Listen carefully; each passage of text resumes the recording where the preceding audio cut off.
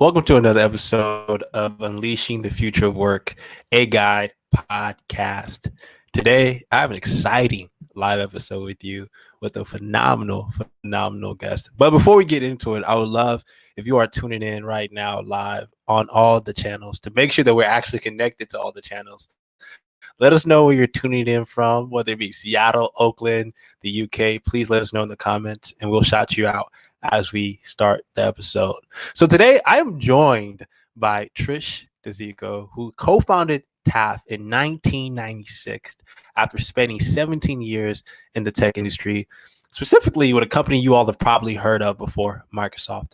Through Trish's leadership, TAF transitioned from out-of-school programs to become a statewide leader in public education, operating TAF Academy, a 6th to 12th grade award-winning public school co-managed with the Federal Way Public School District, partnering with public schools to transform them to promote the highest level of student learning and increasing the number of teachers of color through the Martinez Fellowship.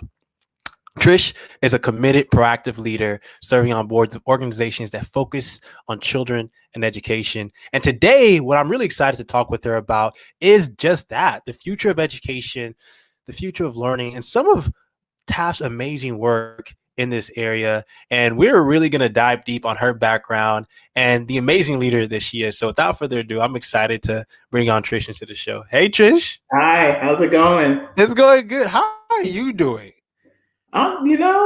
We're doing all right. There's a lot going on, right? Yeah.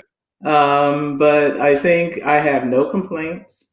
Yeah. And I'm just excited to be here.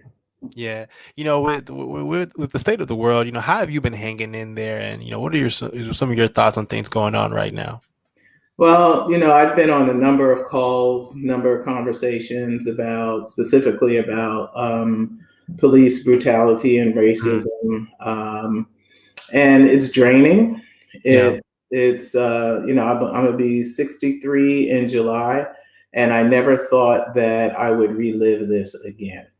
Yeah. So it's hard, but at the end of the day, what I have to look at is I have a certain level of privilege, and I'm safe. My children are safe, and I hesitate to even Yeah. think about complaining because I know there are people who have it a lot worse, and those are the people that I'm most focused on right now. Yeah, I 100% agree with you, and I think right now we're living in revolutionary times, is what I've been telling people. And Mhm. one of the things I've been really advocating about on LinkedIn and with the friends that I've been on calls with is this is the time to lead. If you have an idea of how to build a better future, if you got something to build, this is the time for us to do Yeah. it. Because I do feel a shift happening. But I would love, Trish, for you to talk about the movement that you've been building in TAF and Mhm. a little bit about your background and what inspired TAF. Yeah. So I actually started out with a computer science degree. I graduated in 1979 from Monmouth University in New Jersey, a short clip from where I grew up, and sort of made my way through the country trying to figure out what I wanted to do in my career. So I was in Philadelphia, Tucson, San Francisco, and in 1985 made my way up to Seattle. And then stayed in the tech field in a variety of roles.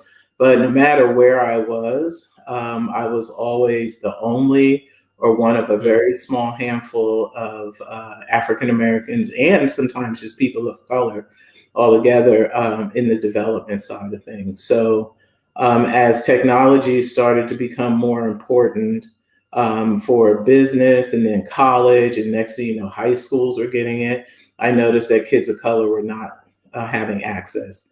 So while I was at Microsoft, I changed my career, which was a big step going from the tech side to human resources, the diversity space, and ended up running the high school internship program, which still is happening today. And what I did was put a focus on technical internships and potential, because at that point, hardly anybody in high school was even Yeah. thinking about programming or anything like that. So through that work, what I realized is that there's a whole lot of untapped talent out there, and they're never going to be found unless they make it to college, because that's Mm. where companies were recruiting from.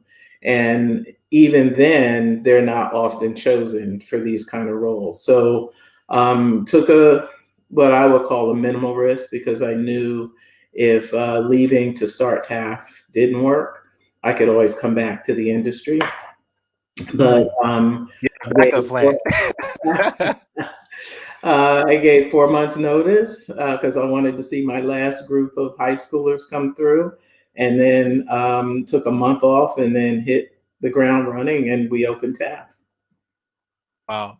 So, Mhm. you kind of saw this opportunity way ahead of its time. I think early on when people were just realizing, wait, computing is going to change the way we create, the way, the next generation works. Mhm. For you, was there a moment in time when you realized, okay, I have to start building something while working with a company like Microsoft to make sure that, Mhm. especially in communities where people of color are disadvantaged naturally, that we provide them access, and more importantly, the community, because TAP does a great job of doing that as well. Yeah. I would say there's not wasn't a particular moment of time. There's a Yeah. number of things that rolled up. If there was a defining moment, it was when Jill brought. She's a co-founder and my spouse.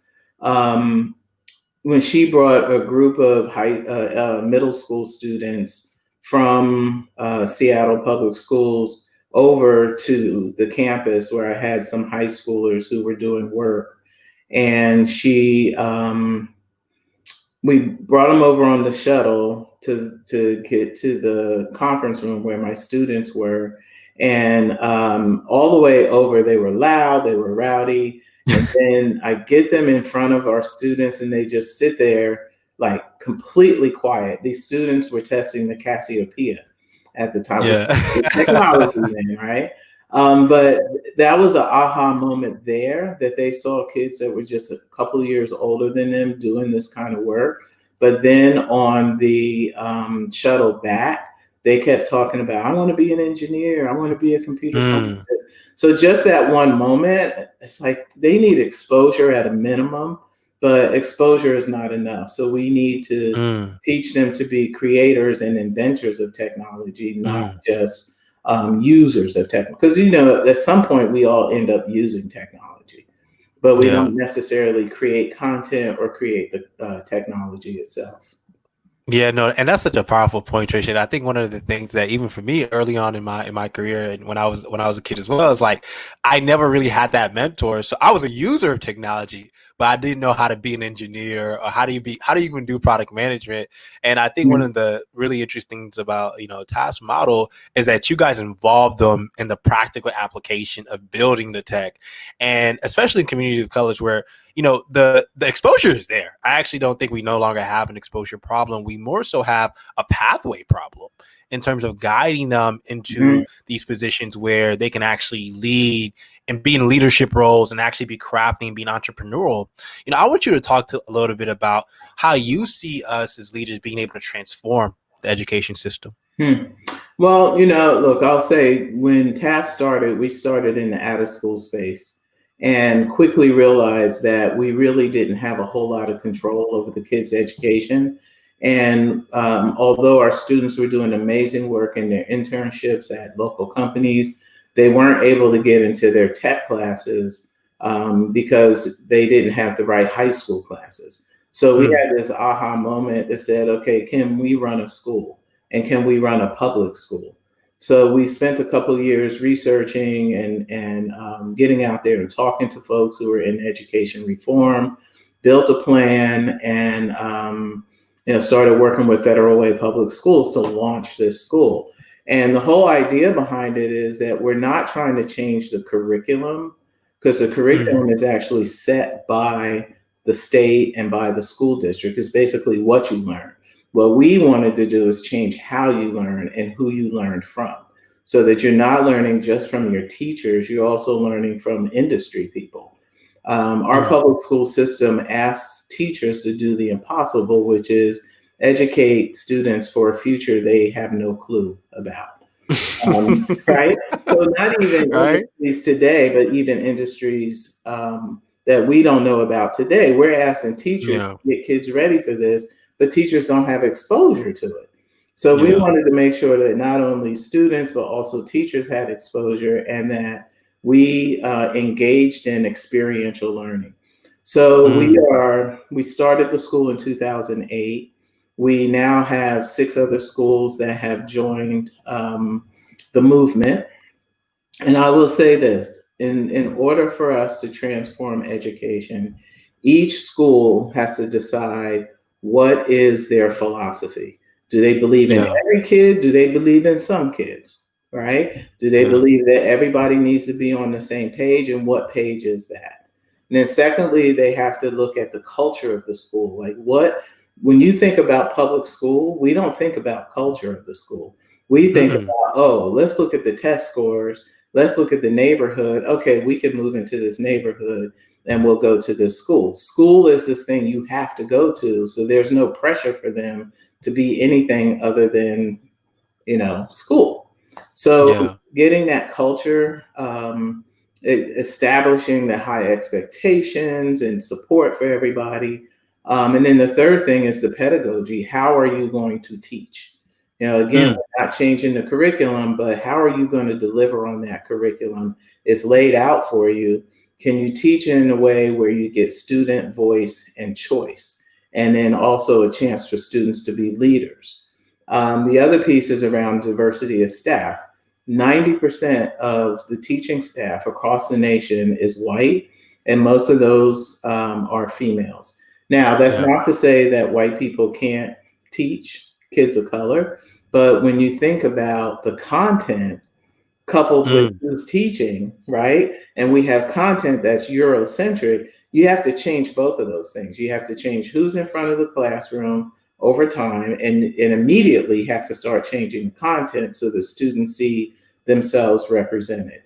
And finally, expanding learning beyond the community. Like I talked about earlier, having other professionals come into the classroom, or having our students go out into the community and learn in different ways. But all of this, the most important thing about all of this is making learning relevant for kids. Amen. Right? And actually contextual, right? Yeah, it's essential. And so that means talking about things they care about, not what some textbook made out of Texas decides they should care about. That means going out and giving them an opportunity for hands-on learning and experiential learning. All these things are doable, but you also need support from the state, right? The state needs to heavily think about getting rid of standardized tests, because those standardized tests, what they do is they determine the future of every single kid that takes those tests starting from 3rd grade. And that makes no sense whatsoever. There are ways that kids could demonstrate their learning. We've done it before. There are standards that you have to have as a student. There are different ways that you can meet those standards.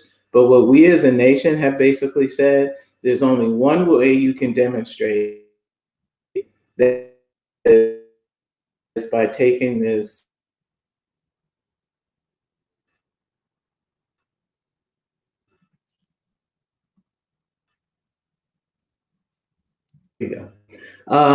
so the other thing to think of is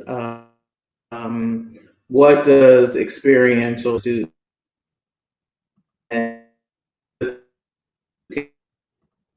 to student background. There's a whole lot more ways that you can learn, or you can assess, that teachers can assess the work that you're doing and doing it over time. If you also limit the class size or the teacher responsibility, you can get a lot more mileage out of it. So right now, our middle and high school teachers, and I think this is true across the nation, end up having 120 to 180 students a year. And you can't build relationships with kids like that. You can't learn about your students when you have that many students to worry about. So all these things need to happen at the state level to support the work, as well as investing money in professional development, building a clearinghouse for curricular ideas and content, and then, and of course, in this day and time, money, so that every kid has access to technology. So not necessarily providing the technology itself, but providing the Wi-Fi's and the hotspots. I want you to, because you just presented like this very holistic view. I think a lot of people often don't think about when it comes to education. And I want to show love to Hanine, who's tuning in and watching right now, listening to us. She says kids need teachers that they can relate to and teachers that look like them. What are your thoughts on that, Trish? Oh, absolutely. I mean, that's why we were happy to, number one, partner with the Martinez Fellowship when it was started by the Martinez Foundation and by Edgar and Holly Martinez. And then when they asked us to take over the program because they were closing the foundation, we were ecstatic because for us, that was the missing piece of the puzzle that's under the umbrella of TAF, right? We were doing everything except for determining who's in front of the classroom with the students. So now we have a complete picture. It's absolutely important that kids have someone who not only looks like them, but comes from similar background that can relate to them, that's not going to pass judgment on them based off of where they come from, who can understand the curricular content that is being presented and offer alternatives so that kids can relate. I would say that most people of color I know didn't even have any more than one or two teachers of color. Of course, depending on where you live, but for the most part, folks didn't have teachers of color, and they really realize now what they missed out on. I remember the first teacher of color. There was two teachers of color when I was in elementary that I remember that actually really transformed my life. And it was when I was living in the hood of Houston, Texas, Southwest St. Louis, Texas. It was one of the roughest parts of Houston. And their name was Mrs. Hunter and Allison. And they transformed my life, because it was the first two female women of color teachers that, every time I walked in the classroom, there was always empathy shown. And more importantly, I think their approach to learning was that every child mattered, right? It wasn't just one. Like, it didn't matter where you were coming from. It didn't matter the color of your skin, or what you had or didn't have.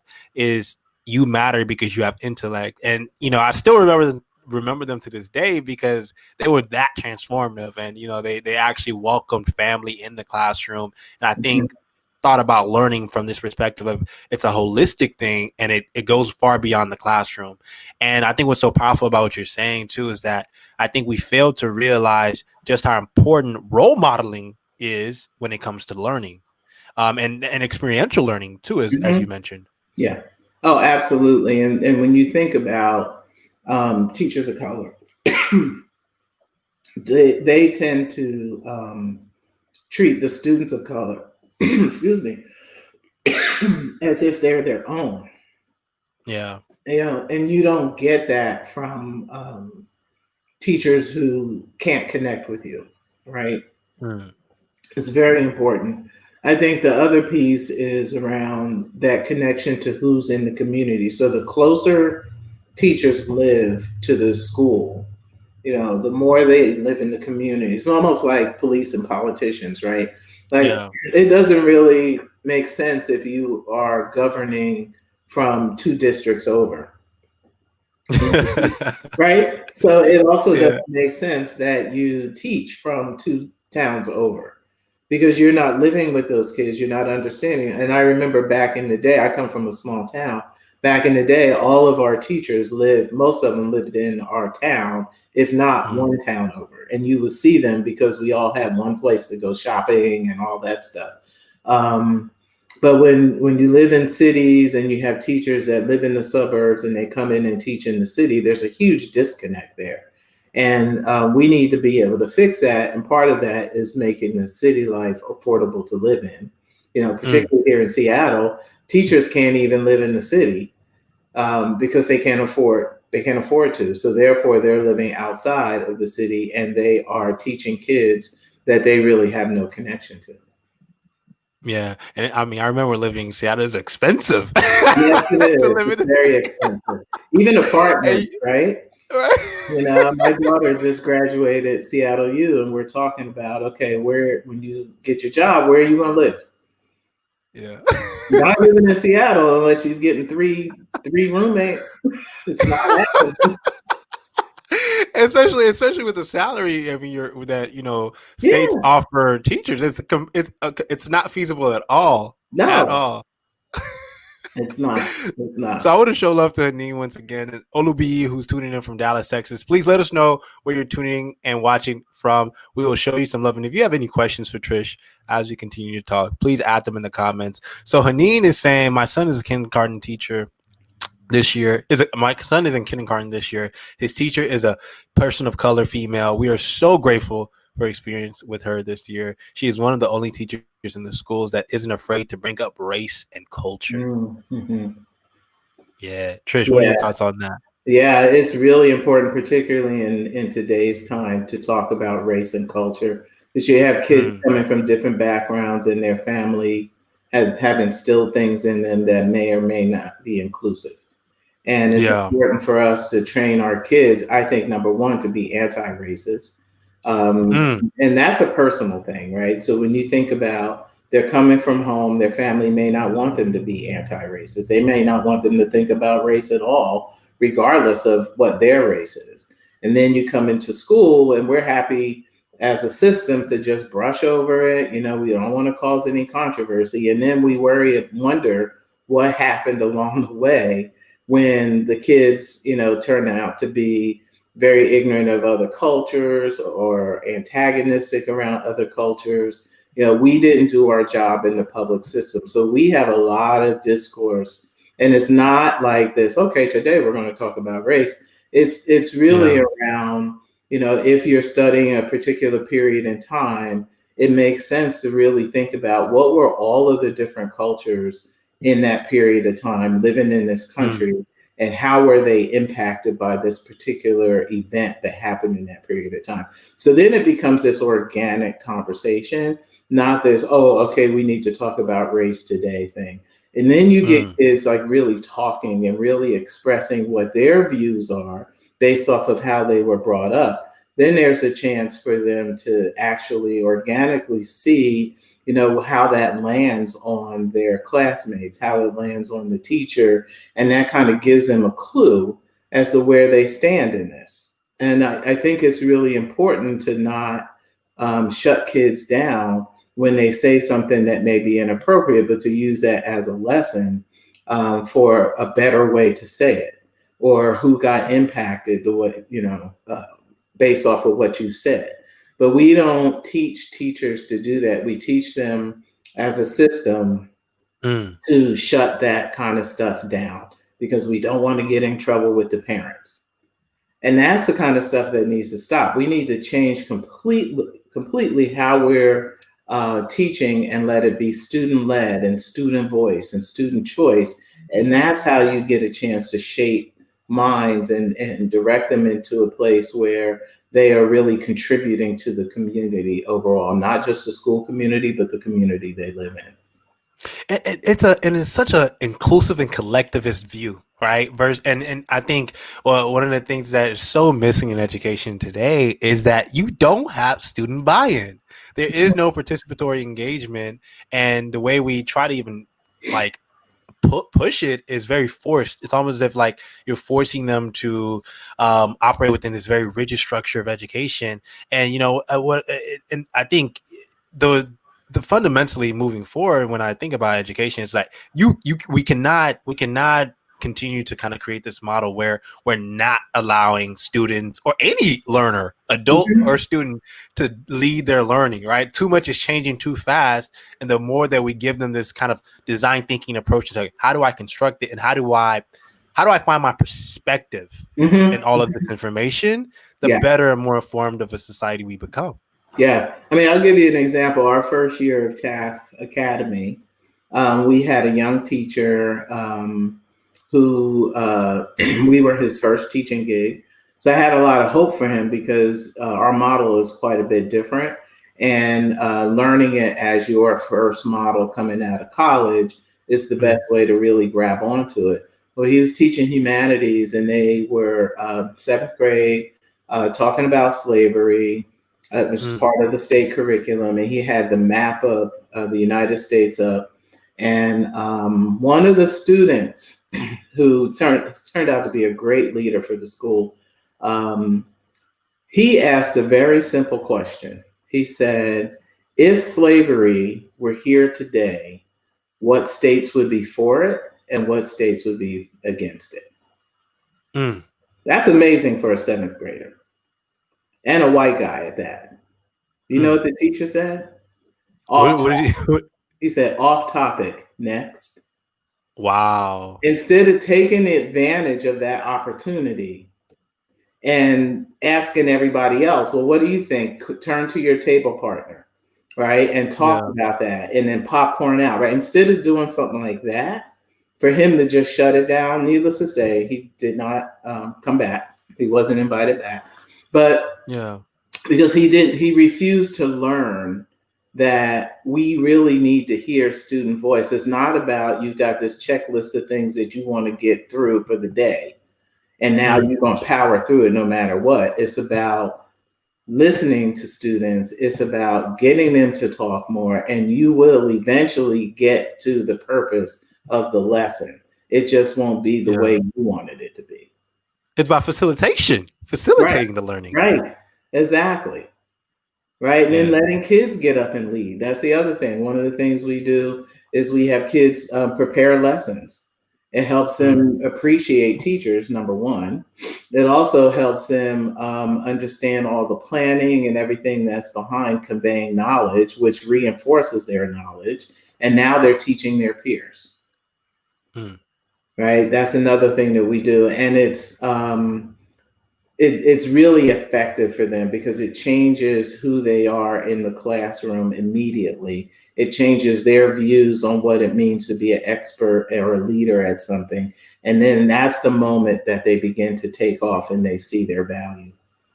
Yeah. So I want to show love to Roger, who says, I evaluated TAF at Fedway Senior Students Year-End Projects. I thought I was observing master thesis arguments. Background, he has a master's in teaching and recently accepted a position at Washington Middle School, which recently partnered with TAF. Project-based learning is based on relevance. I'm a teacher of color from the Black Fest Reservation, but born and raised here in the Pacific Northwest. So that's kudos to Trish and TAF and the TAF team's work and really helping Mhm. students understand how to think for themselves. So shout out to you all for that. Thank you. Who are some of the other people that y'all are partnering with in Seattle, Trish? Actually, Washington Middle School is the only school that we're doing our work in Seattle.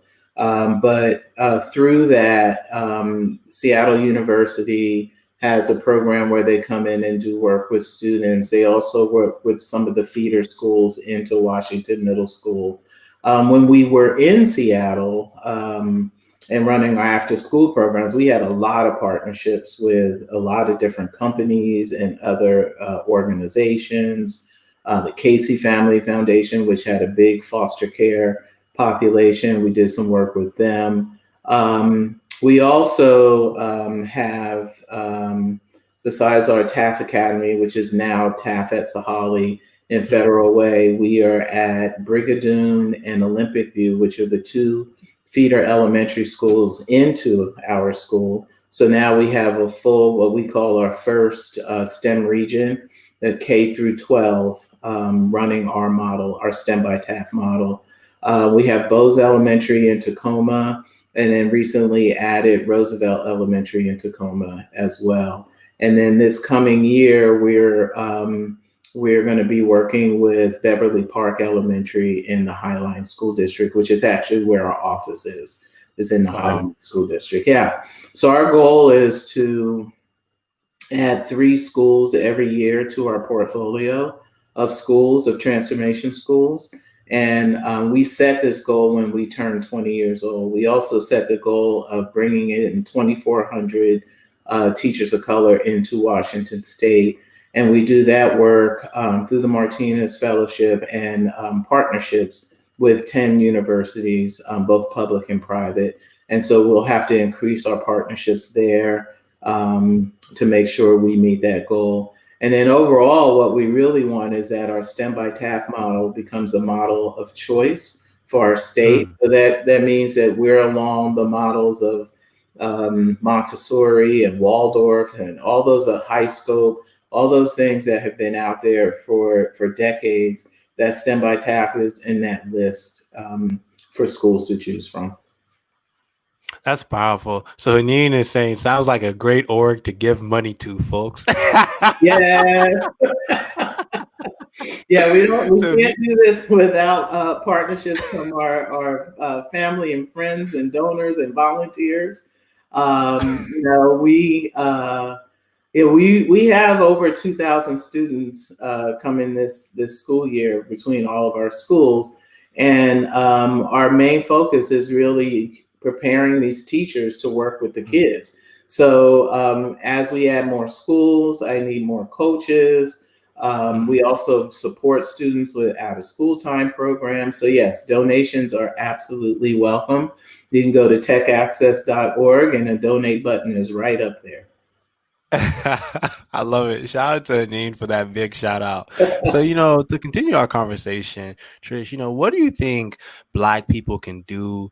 And I think anyone that has a child in the education system right now to pay more attention to what is going on in public education. Yeah, we as a society as a whole, regardless of where you come from, have been conditioned to just trust the public education system. And the system itself is broken. And Yeah. it's, we've, as Black people specifically, we've been conditioned to believe that the teacher is the expert and our input is not necessarily wanted because of the ideas that people have in their head about who we are as a people. So I think some of the important things to do is if you're a parent, I would say if you are a Black parent, so this is my information for Black families.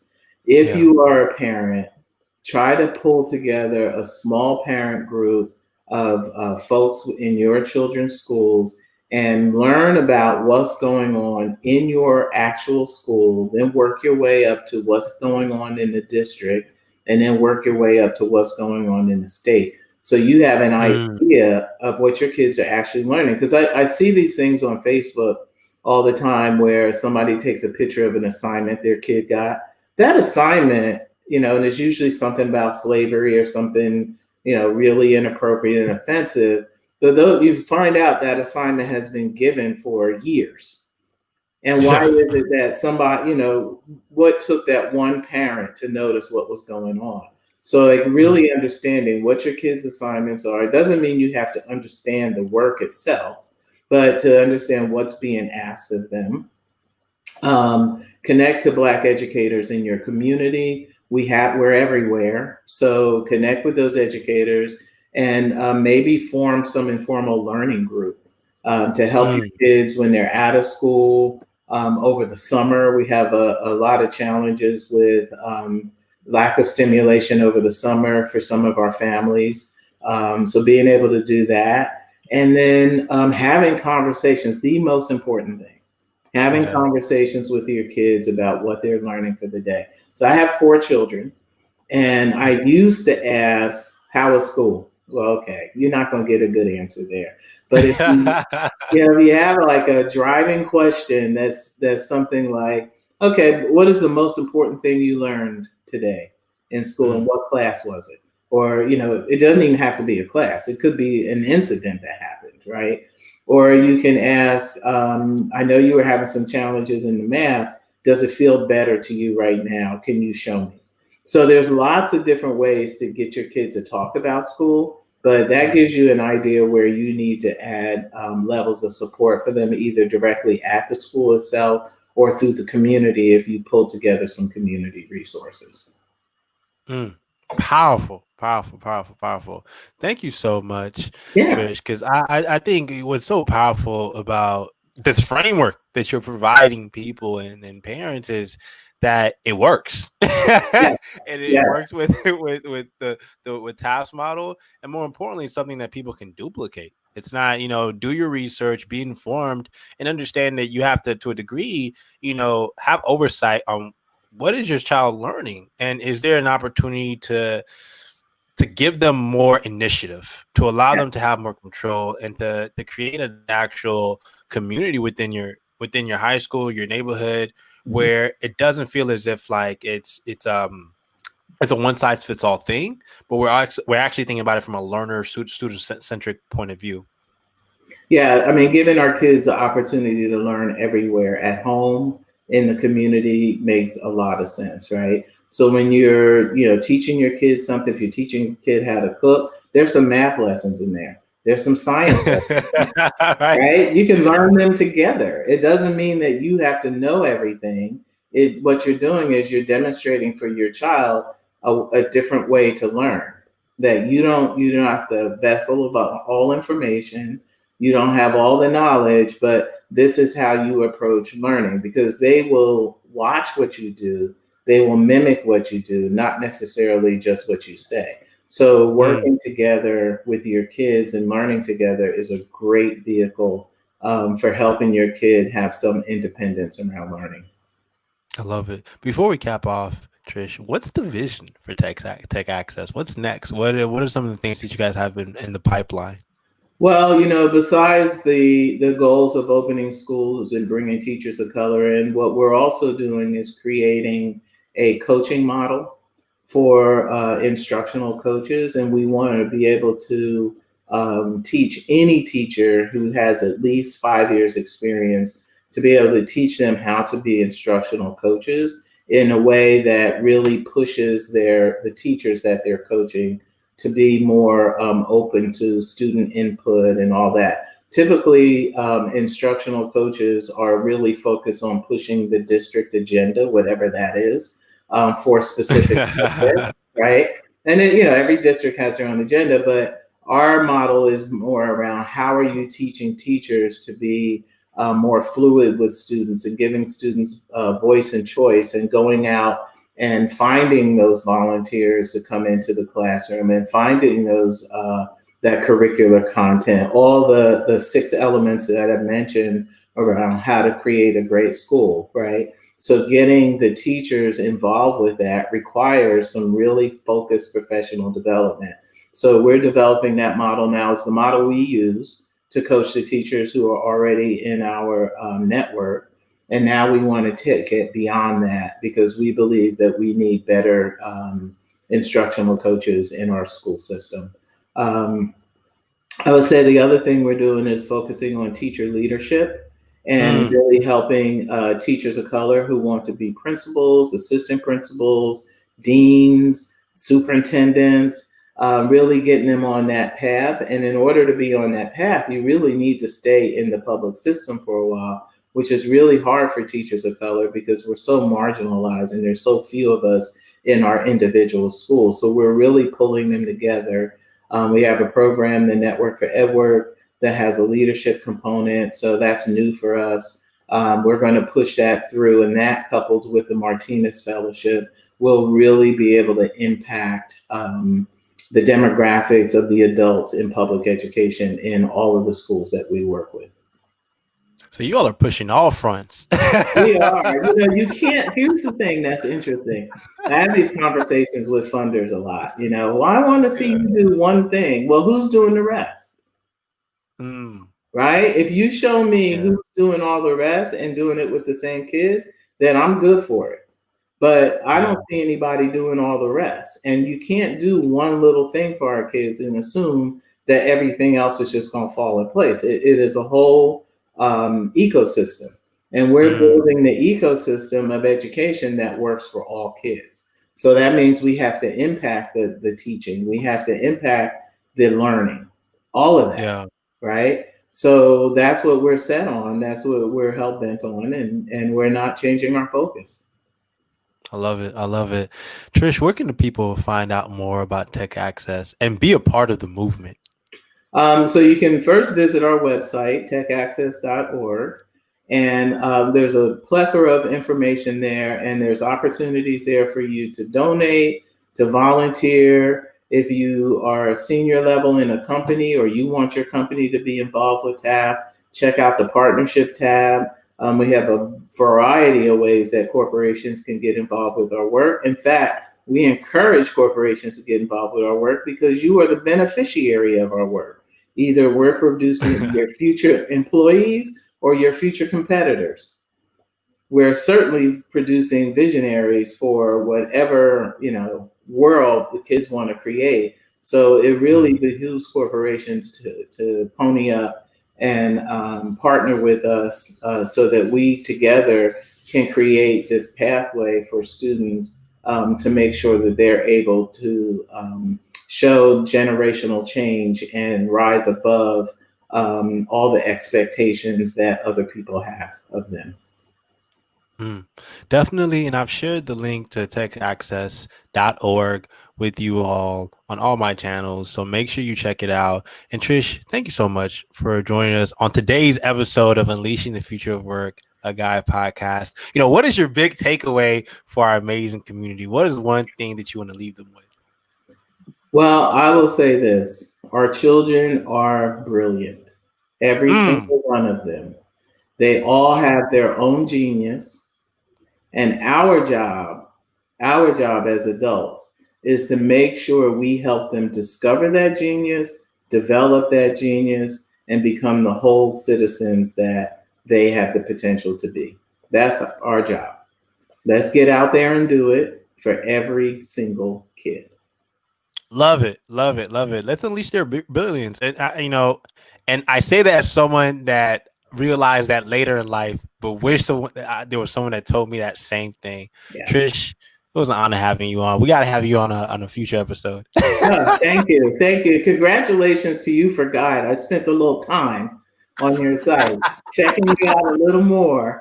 I like the Thank you, idea. Trish. It's good. Yeah. Thank you, Trish. Thank you, Trish. We're coming. We're coming. I appreciate you. All right. Hopefully, we'll have you on for a future episode. Thank you so much for all the wisdom and wealth of information that you shared with us. Please make sure to check out techaccess.org and reach out to Trish on the website as well as on her LinkedIn if you're interested in working with her.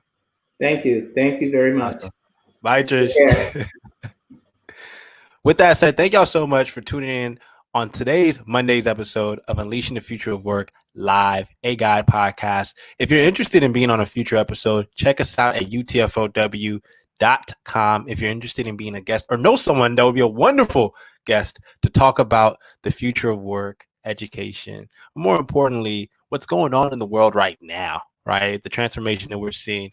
Please check us out at UTFOW.com. Also, if you're interested in being a potential early beta access creator for our early beta program, check us out at guideapp.co to be a part of our early access program and get an exclusive first look at Guide, the life-changing, transformative, bite-sized skills training platform changing the workforce. So check us out at guideapp.co. With that said, thank y'all so much for tuning in. I wish you all health and continue to build and lead your movement today.